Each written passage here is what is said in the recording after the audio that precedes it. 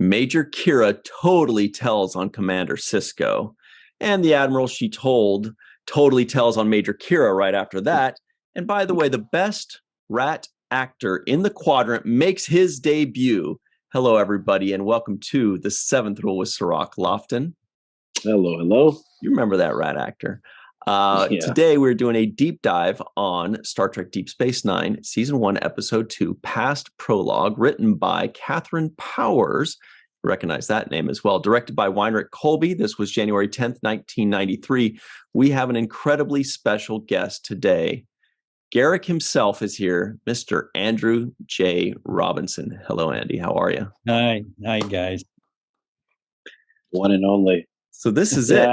This is the big Garak entrance. You don't want any more of those. No, I do want some more. Every time I see you as Garak, I want more. I can never get enough Garak, actually. You're so fantastic at playing this character. And and just, it's almost musical to listen to you talk. Thank you.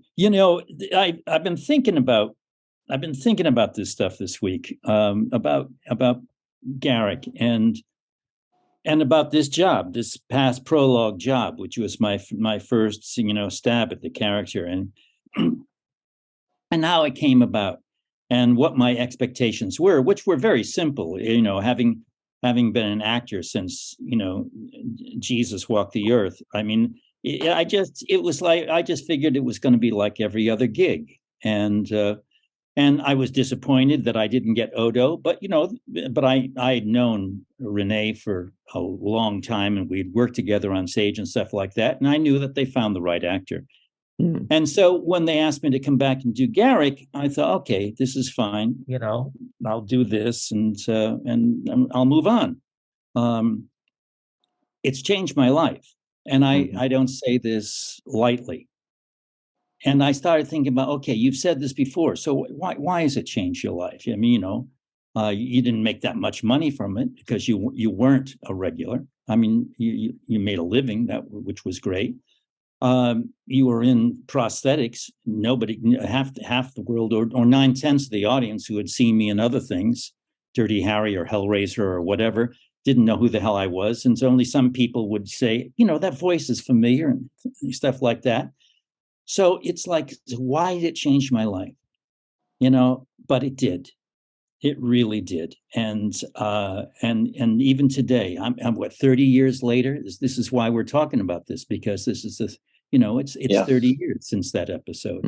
Yeah. And you and people like yourselves, are asking me to, come on a show and talk about it. It's amazing to me. Blows my mind. Because it exists. It is real, and it exists. And whether it's been 30 years or not, it's still at our fingertips, and we can always access it and see it and get to it. And it means something to us because it feels like Deep Space Nine was a real place that all of us actually lived on. And the audience feels like that as well. And I can understand that by watching the show. But your character is so unique because you are this bridge into the Cardassian, a side of the Cardassians that we're not used to seeing. You're the most accessible, let's say, Cardassian that we get on the show. Yeah, but I was also fortunate too, because there really wasn't, other than Mark, obviously, and David Warner in those 2 episodes in Next Generation where he's torturing Captain Picard, and the occasional, secondary Cardassian. The Cardassian presence really wasn't established, and so and Mark was probably the image that was established of the militaristic, severe kind of race that they appeared to be, through his performance, his wonderful performance, by the way. But then Garak was a fully fleshed character. I mean, eventually that's what it became. Garak was multidimensional, and Garak had secrets. And Garak had that Cardassian thing, of course, because he was Cardassian. But it was like he also, the writers fell in love with him. Mm-hmm. And then the writers were the ones who, like, basically then fleshed out, the whole thing about Cardassia. Well, the way you portrayed the character, Andy, felt as though the character were fully fleshed out from the second he walks on to the set and says hello to Julian Bashir. It didn't feel like this is just it's a Cardassian, it's Cardassian number 7.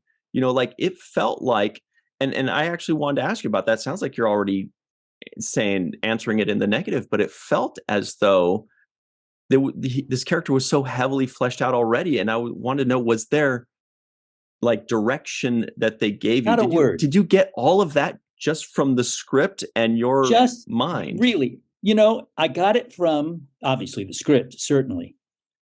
The makeup, which I've said before, once I got that makeup on and the wig and the costume and saw what I looked like, it was like nothing I had ever experienced as an actor. And so there I am, encased, and this is the paradox. This is I can't stress this enough because it is so interesting to me as an actor. The paradox is there I was encased in all of this stuff. And I really did, being a little claustrophobic, which everybody knows about, I've mentioned, and feeling really uncomfortable and not happy here. I also felt free. I was free. I could do whatever the hell I wanted. And I could think whatever I wanted. I could feel whatever I wanted. I could relate to anyone however I wanted. I mean, as long as I said the lines, memorize the lines and then screw up, takes and stuff like that. There was this freedom I had rarely had before. And this is the mystery to me.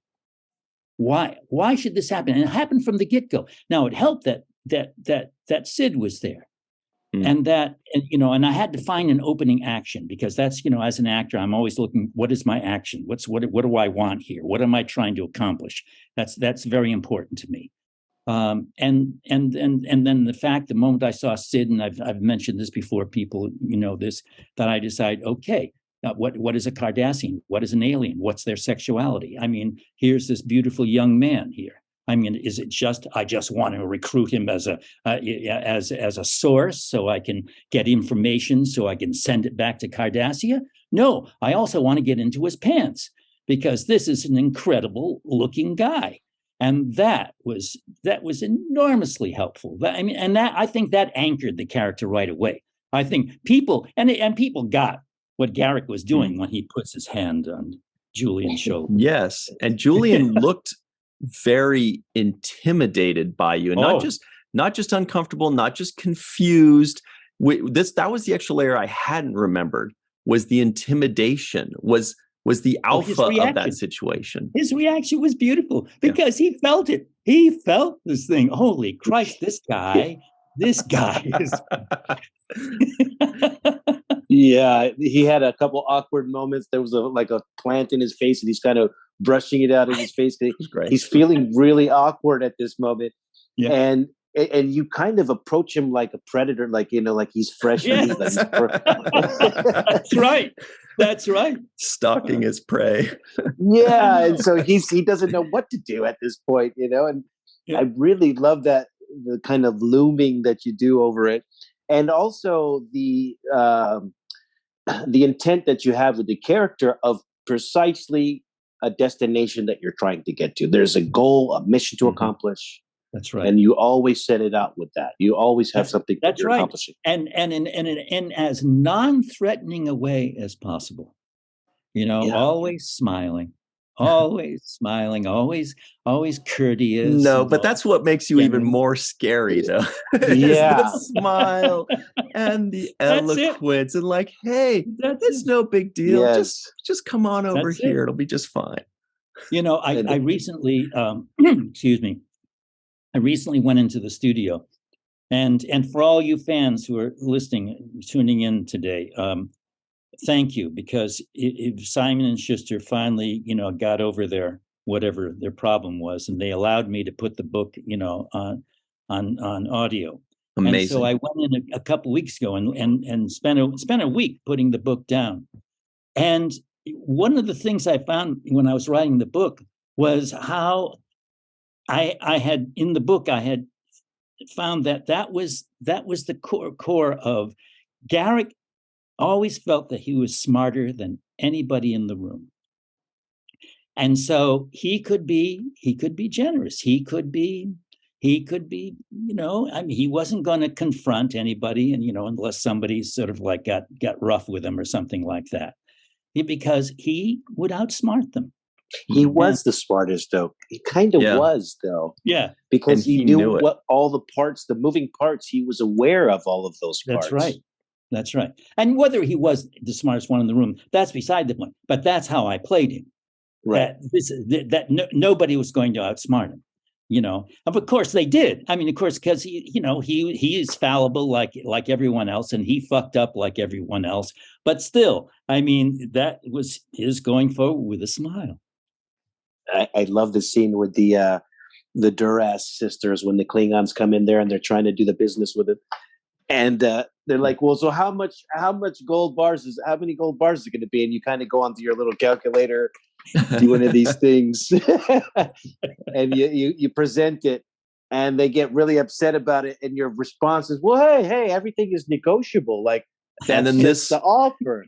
The meme was born when you said, I can still or what do you say? Let's negotiate or haggle. Yeah. I think it was haggle. Let's haggle. That's right. That's right. I forgot that. That's right. Oh my God. Oh, so that meme is all over the internet now. Is Garak going? Yeah. It's that T-shirt that I have that I love. Yeah. Oh God. Yeah, those scenes. And then the other thing I noticed too in watching this was, Garak doesn't want to directly give you information. So he's not going to he doesn't want to snitch. No. You can't accuse him of being a snitch. Like, even this whole time he was trying to get Bashir in the dressing room so he could hear it for himself. I'm not going to snitch. Among other reasons. Well, yeah. You try this lingerie on too while you're in there. But there was a big part of that. It was just like he had a way of operating so that he felt his conscience was clear too. Like, he's still, he's giving you the information you want, but you have to hear it yourself. I'm not going to say it to you. You stay in there and you'll listen to it. But I'm going to orchestrate it so that you're able to do it. And I think that's the clever kind of genius behind the way he manipulates. But it's the writers, because as a writer, you get into these characters, you're writing it and you're trying to visualize and you're trying to put yourself into that place. And you could see the writers just loved getting into Garak's psyche, and getting into that shit, with him. And, and I tried talking to them about that, but they're not actors. The way I talk about it is not the way a writer talks about it. But it's because they were so engaged with it. That's why, I really do believe, as much as I would have loved to have been a regular, it's good that I wasn't, because that just kept the mystery going.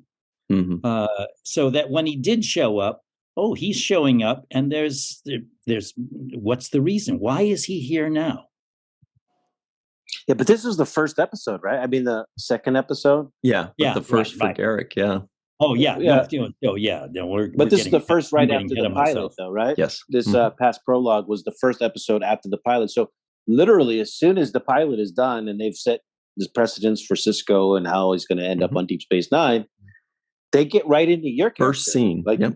Yeah, you're the first thing that introduces us into this station, really, and gives us an insight of what's, hey, I got a clothing shop over there you might want to check out. Yeah. I mean, but I didn't think, because I didn't appear in another episode in that first season after that. So I thought, well, that's it. That's it. And then until the second season, they came back.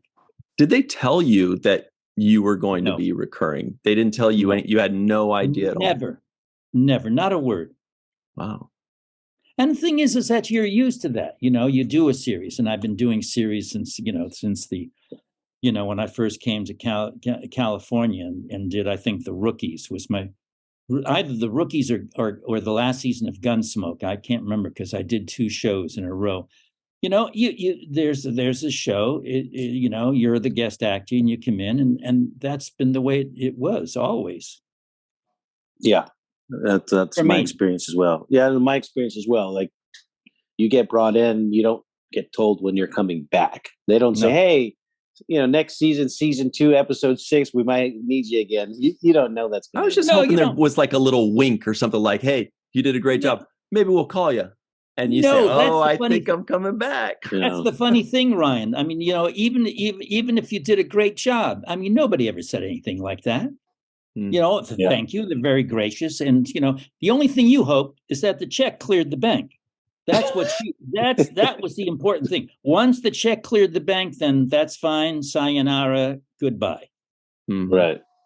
That's true. Did you get any inclination in that first episode, in that first scene, maybe from Sid or just yourself? Did you think, I think I'm nailing this? Was there any where you felt really confident with it? Yeah, I mean that's the thing that and that's I'm glad you asked that, Ron, because as an actor you do a job, and it's a job. It's always a job, and you try to do the best you can. Then there are those few things that sort of like you start doing it and you realize, holy shit, this is different. Something's happening here. That happened with me with Liberace or with with Hellraiser, especially when I was playing the Evil Brother, and certainly with Dirty Harry. And the thing is, it was kind of diabolical with Dirty Harry because that was my first film, and I thought all filmmaking, film acting, that was my first film as an actor, that it was going to be like that. And I very quickly found out that no, it isn't. It's a handful of things. And so when I was doing that first scene and the stuff with Sid, I was having so much fun. I loved it and it was all working. So I'm not surprised that I'm not surprised that I was called back. I think even I thought that I was going to come back myself, because I thought this is too good. I mean, we were having a good time here. Mm-hmm. Yeah. Was that the scene that you auditioned with? This scene with Bashir? Yeah, it was. It had to have been. It had to have been, because especially since they were looking, I don't know if you remember, but they were looking for somebody to, for a storyline for Sid, because everyone had a storyline. The Siskos had their family, and of course, the captain is the captain, but Sid was kind of left out in the cold there. He would appear and somebody got a boo-boo or something. And so they really wanted to engage him somehow. And the idea was, okay, what if this guy's a spy? And I think that was always, on the drawing board, that he would get involved with an older guy who was a spy. That's amazing. Yeah. Love it. And you said that, but they did make you audition for this Garak, even though they were considering you for Odo. They didn't just say, "Well, you didn't do the Odo thing." And it pissed me off. It fucking pissed me off. Yeah, I went back, I think 3 times. I know I went back 3 times because they're very careful about Ron Surma and the producers and everybody. They're very careful about the way they. I don't know how many auditions you had when you about 4. Yeah, about 4 auditions. So I mean, it's like it was at least 3 with me. And then when they called back and said, "Could you come back in and read for this character?" And the story is, and it's a true story, I've told this before, I didn't want to go back. I said, no, screw this. You saw me, you know what I can do. And Irene said, no, you have to go back because we have to pay bills, Andy, do you think that may have been a little bit of where that freedom came from, where you just that kind of like screw it kind of attitude of like, these guys know, like, did you go in maybe that maybe that opened up that freedom to just say, you know what, fuck it. Like, I'm just going to go nuts. It was Garak. It was purely Garak. I mean, it was getting into that costume, seeing the image of myself, an image I had never seen before that was fabulous, and the script and the relationship with Sid. That was the thing. I mean, I put my ego aside, I mean, we all talk big, when as actors, yeah, fuck, I'm better. That's not, the role is not good enough. Why did that guy get that role? I'm better than he, we all go through that bullshit, but in the end, all we want to do is play. We just want to play. And we just pray that well, if we get paid for the play, that's pretty great. But that's not the most important thing. The most important thing is that we get a chance to play. Yeah. And then when I got, I found Garak was playable. Yeah, you definitely played with this character. You gave us so much in that, so much in the range. And the whole coy, like the whole, you don't know what he's gonna do or think. There was always an element of, is this guy gonna turn? Is he gonna flip? Is he, is he gonna walk me into a trap? There was such an element of, I don't know exactly. I'm not 100% about this guy. I kept on thinking, especially when it got into the second and especially the third season, I started thinking, okay, all right, I'm going to get a script, and it's going to be, that's it, baby, the death script. somebody at Garak's pissed off is going to come back on the station and take him out.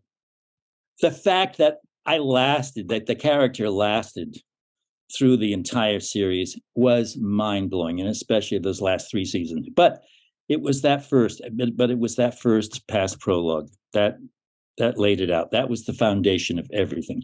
Found the character in the first moment. Didn't have to fake my way through it. It was there, and that's a gift. It's a gift. Well, you know what else is a gift, Andy, was you showing up today. We gotta close this segment out, but CIRROC, I think you had one more thing you were just about to say before I jumped on you there. It was going to be in reference to the director who I was Rick. Just sure. Colby. Yeah. Mm-hmm. Was it Rick? Okay. Rick, so had you worked with Rick before? Or? No, never had. But you see the thing about Rick is a European. Yeah. And there's a sophistication that Rick always had that I appreciated. There was an understanding that he had. And I found him. My memory of Rick, and it's a very strong memory too, because I liked him a lot, is that he appreciated Garak's intelligence, and Garak's irony, and Europeans, the Europeans I've worked with tend to be very good with irony. They have that sense of the world, which is, it's a fucked up world, but we have to function. Right. Right. So he allowed you he really was okay with you just getting deep into it. He's like, go. Absolutely. Do it. That's right. I think he got a kick out of that first moment. I expected, I think that probably I expected when I put my hand, hello there, whatever I said. Yeah. I said, okay, cut. Now let's let's take it again. Back off on that a little bit. Right. Not the Euros. They're like close up. Yeah. That's it. Yeah. They like it. It was we're so glad that you did accept the role, that you did take on the challenge, and that you gave us Garak, which is one of the phenomenal characters of all time in television. Oh, thanks, man. But I love you guys. I really do. We love you too. Absolutely. It's a pleasure. It's a pleasure hanging out with you. Always. You're not going on the cruise, are you? Are you? I will be on the cruise. Yes. Yes. All right. We will hang out. That's right. Good. Now right. It's a party. Good news. Yes. All right. Sorry, Ryan. My suitcase. We're trying to get him. He's still up in the air. We still just gotta haggle. All right. Take care, guys. Stick around for just a second here, Andy. Everybody at home, we'll be right back on the 7th rule.